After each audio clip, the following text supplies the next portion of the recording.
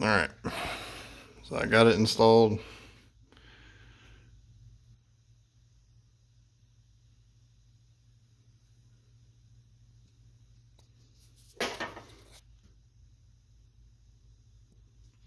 Those in place. And the header back here.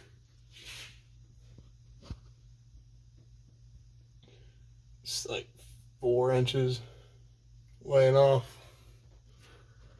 And at the top, there's no room. It's smashed. Yeah, it's as close as I can get it in there without cutting and modifying that, or cutting and modifying the angle that's coming off that header right there. That and the angle right there is kind of shitty.